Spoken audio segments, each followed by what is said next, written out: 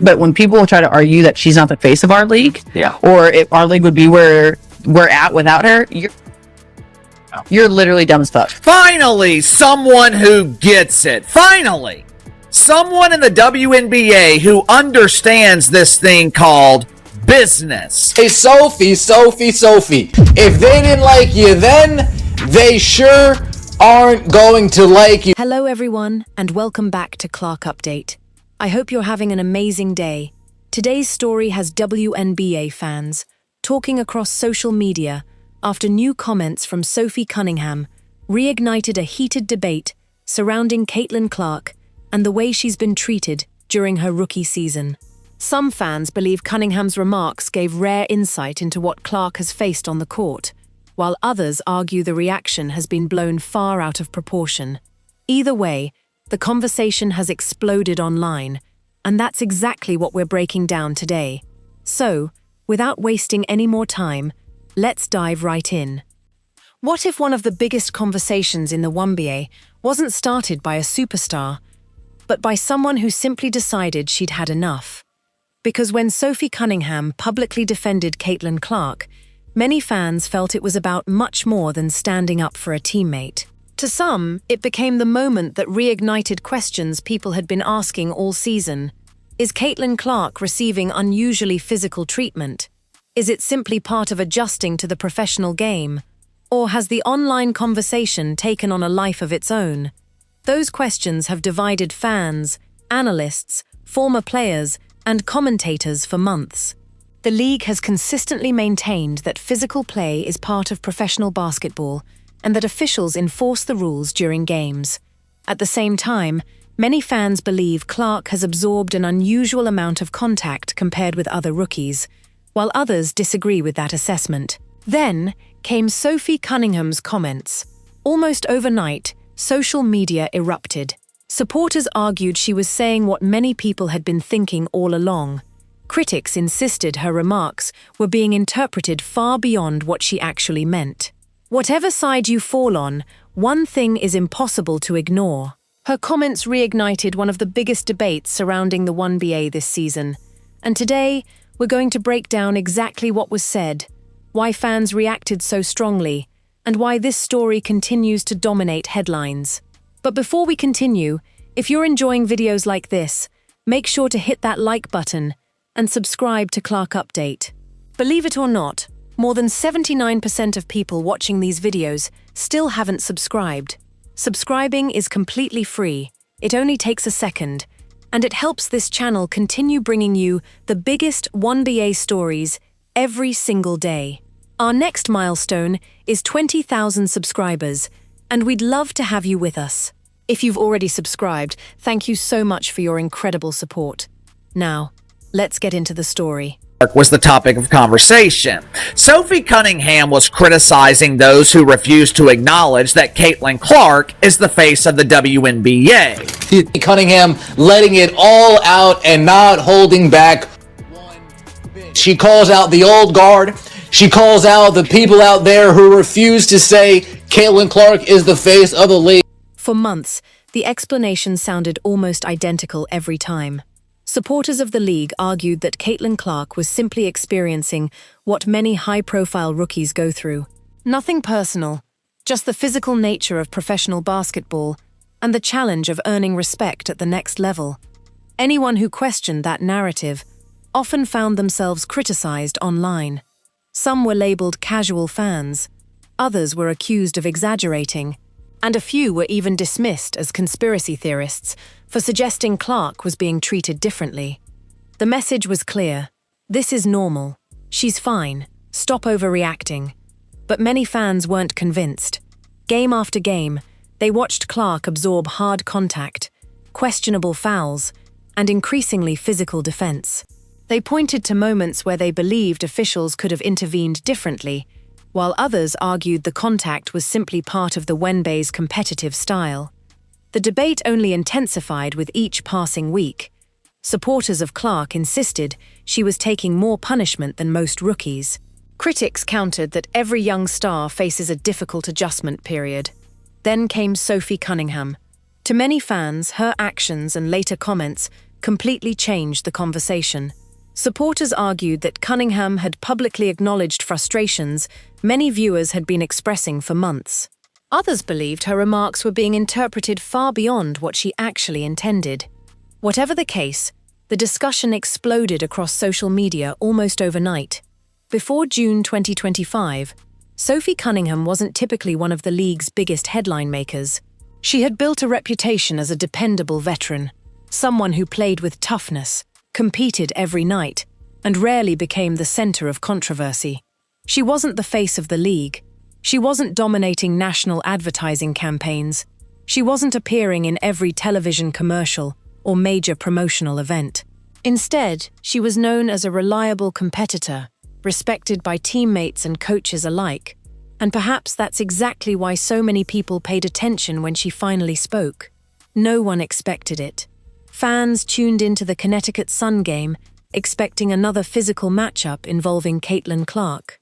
By that point, hard screens, aggressive defense, and emotional moments had become familiar storylines throughout the season. But what happened next immediately captured national attention. According to many viewers, Sophie Cunningham's physical foul wasn't viewed as just another basketball play. Supporters saw it as a teammate standing up for another player. Critics viewed it as an unnecessary escalation.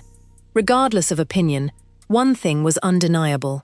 The moment instantly became one of the most talked about incidents of the season, and the conversation didn't stay on the court. Social media exploded, sports shows debated it, former players offered conflicting opinions, fans from both sides passionately defended their positions.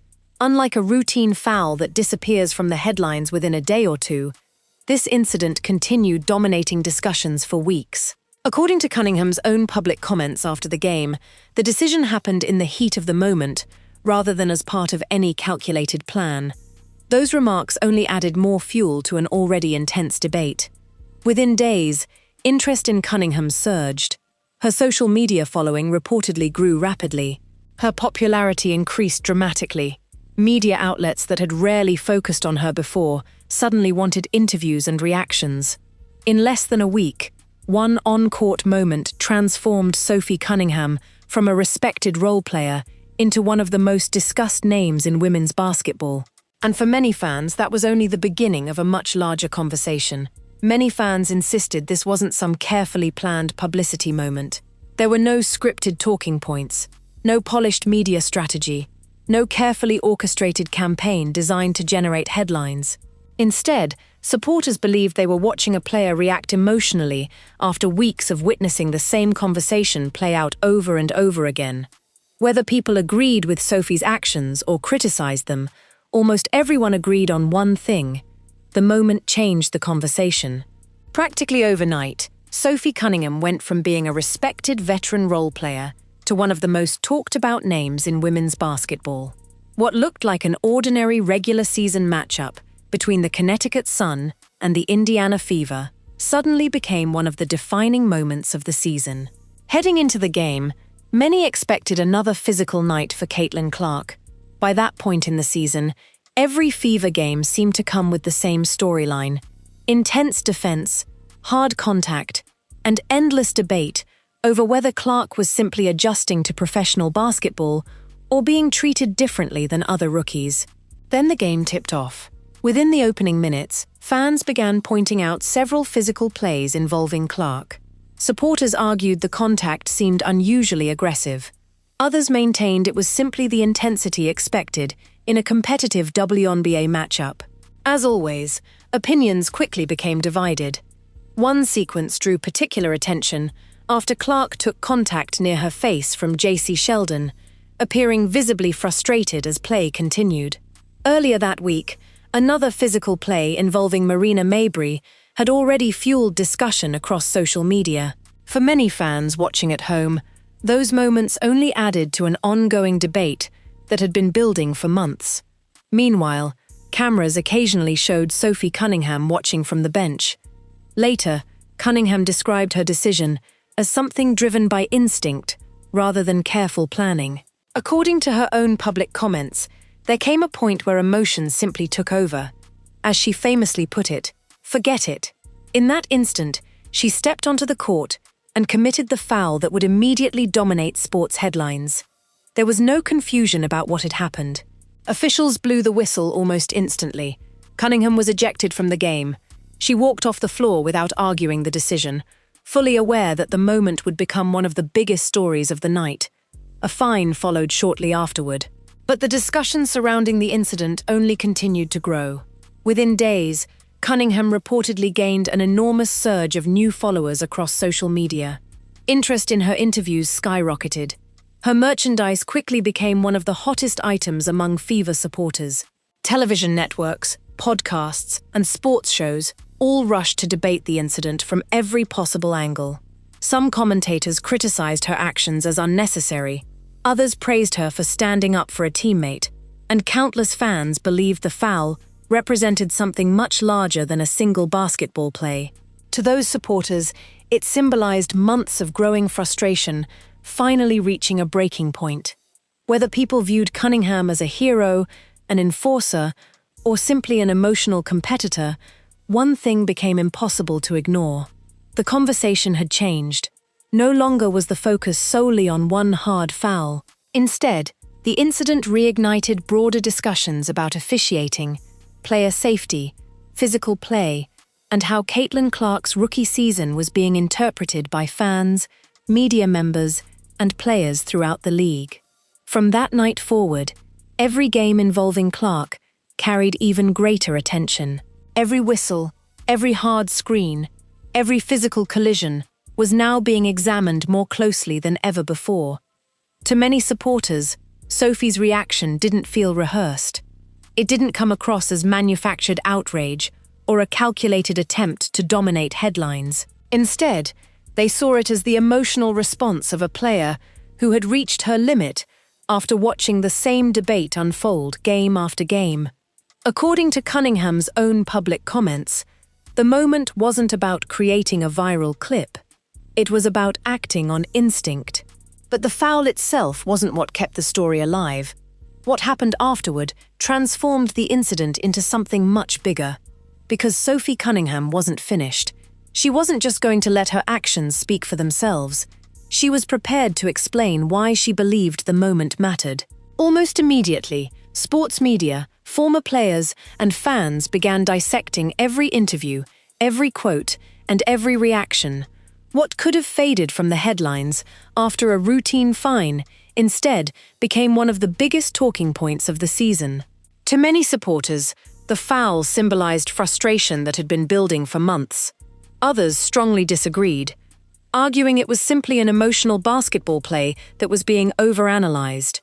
Regardless of where people stood, one thing became impossible to ignore. The discussion had grown far beyond a single possession. For many fans, the incident represented larger conversations about officiating, physical play, player protection, and the treatment of one of the league's biggest stars. Supporters interpreted Sophie's actions as a message not only to the opposing team, but also to officials, league observers, and everyone following the ongoing debate.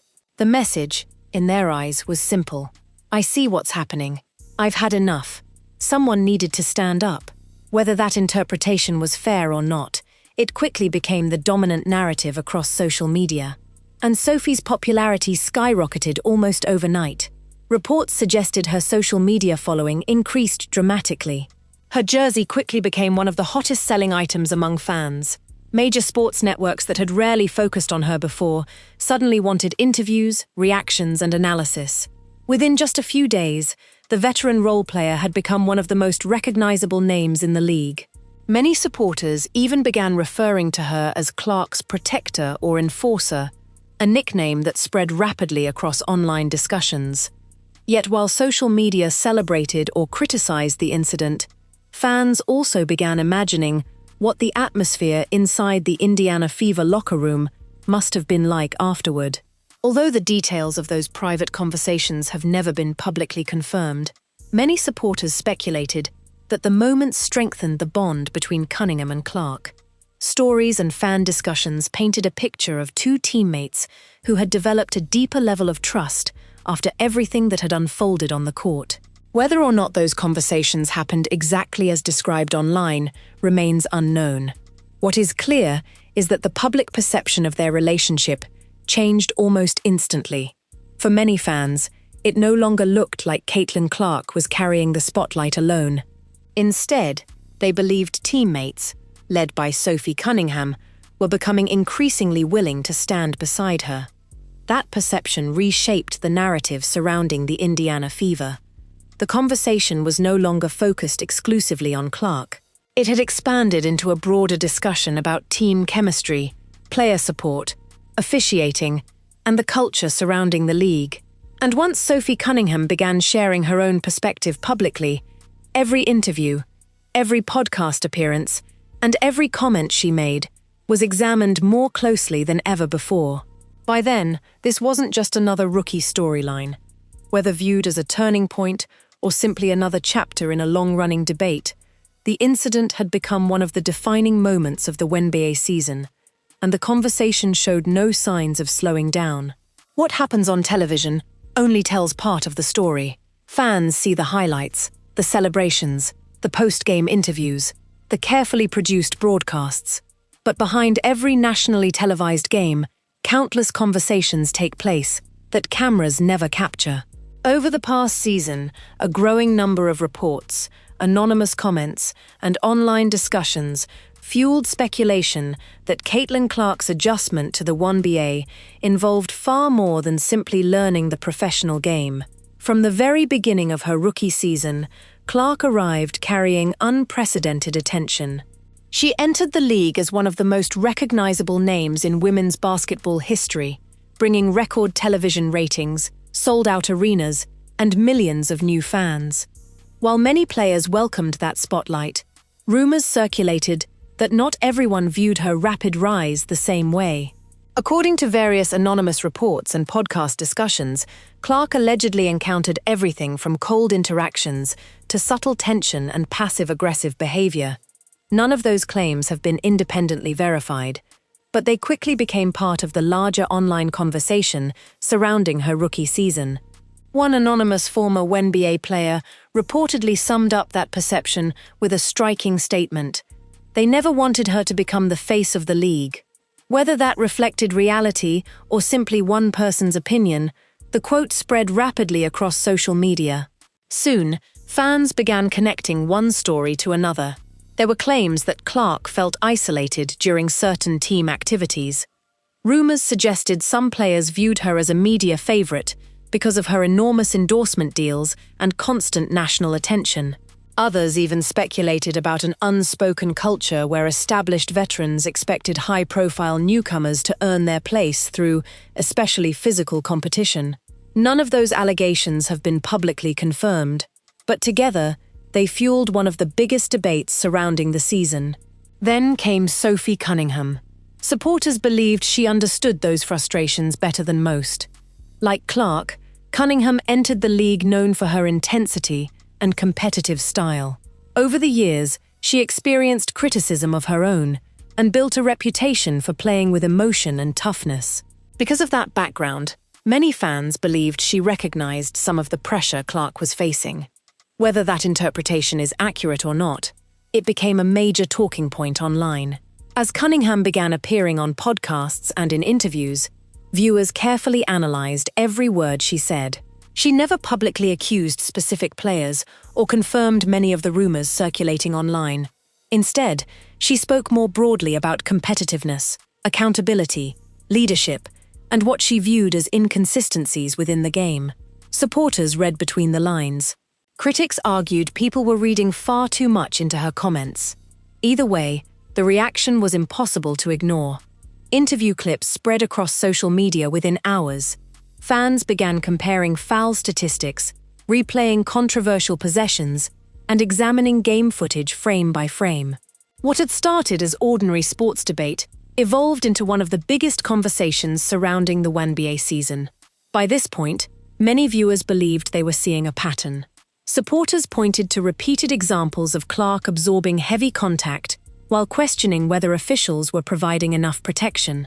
Others argued the physicality was simply consistent with the style of professional basketball and not unique to Clark. the disagreement only became louder. Analysts revisited game footage. Former players offered opposing opinions.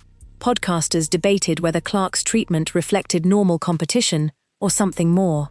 Some observers even speculated that the league faced a difficult balancing act. Clark had introduced millions of new viewers to the WNBA, while simultaneously changing the spotlight surrounding the sport. Her popularity extended far beyond traditional basketball audiences, creating opportunities, but also new pressures, for everyone involved. Some anonymous sources and commentators suggested that rapid change naturally created tension. Others rejected that theory entirely. Through it all, Clark rarely addressed the controversy publicly. Instead, she continued taking the court game after game, allowing her performances to speak louder than the headlines surrounding her.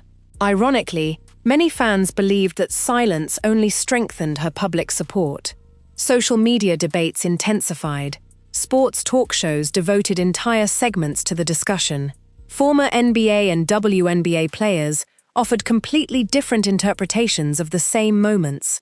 At the center of it all stood one rookie, carrying extraordinary expectations.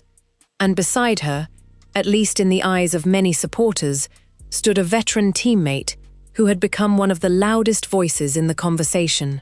Whether people agreed with Sophie Cunningham or strongly disagreed with her approach, few could deny one thing. The debate had grown far beyond basketball. Meanwhile, the league celebrated record-breaking television ratings, expanding sponsorships, and unprecedented national attention. Much of that momentum centered around Caitlin Clark, whose arrival helped bring millions of new viewers to the sport. Yet, as those milestones were celebrated, discussions about physical play, officiating, and player treatment continued to dominate headlines, ensuring that the conversation surrounding Clark's rookie season showed no signs of slowing down. By every measurable standard, Caitlin Clark's arrival transformed the league. Her debut drew enormous television audiences. Games featuring Clark consistently sold out arenas and generated unprecedented levels of attention. Merchandise sales surged, media coverage expanded, and sponsorship opportunities reached new heights.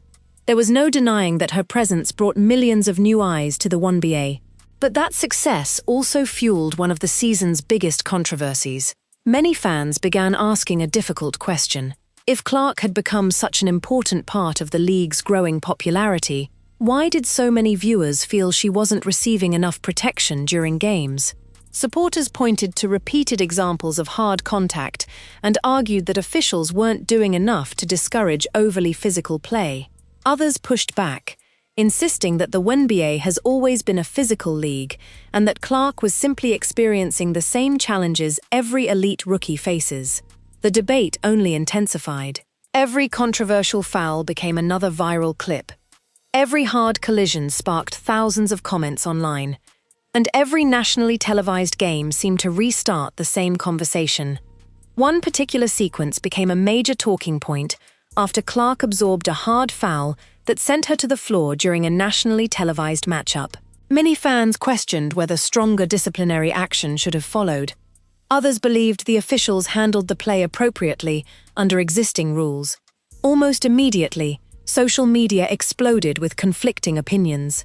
Supporters argued that the league celebrated Clark's popularity while failing to address concerns about her treatment on the court. Critics countered that those claims exaggerated ordinary basketball plays. Regardless of which side fans supported, one thing was undeniable. The conversation had become impossible to ignore. Soon, supporters expanded the discussion beyond Clark herself. Many wondered whether other young stars might eventually face similar challenges as the league continued growing and attracting larger audiences. Online reactions became increasingly passionate. Comment sections filled with debates. Reaction videos accumulated millions of views. Fans repeatedly asked whether player safety, officiating consistency, and league growth were evolving at the same pace. Throughout that discussion, Sophie Cunningham remained one of the most recognizable voices connected to the controversy. Supporters believed she had spoken up for a teammate. Critics believed she had unnecessarily escalated tensions. Either way, her comments ensured the debate stayed in the headlines.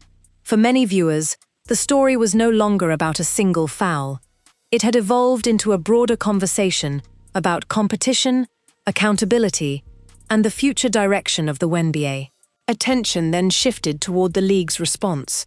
Fans expected clarification. Many hoped for stronger explanations regarding officiating standards and physical play. Instead, league statements focused broadly on protecting the integrity of the game and supporting all players. For some supporters, those comments didn't fully answer the questions that had been circulating online. Others felt the league's response was entirely appropriate given the circumstances. Once again, opinion remained sharply divided. Analysts debated the issue on television. Former players shared opposing viewpoints. Even prominent basketball personalities weighed in across social media, each offering a different interpretation of what fans had witnessed throughout the season. By this stage, the controversy extended far beyond Caitlin Clark or Sophie Cunningham. It had become one of the defining storylines surrounding the league's remarkable growth. Some believed the increased scrutiny was a natural consequence of unprecedented popularity. Others argued it exposed deeper issues that deserved serious discussion. Whatever the truth may be, one fact remained clear.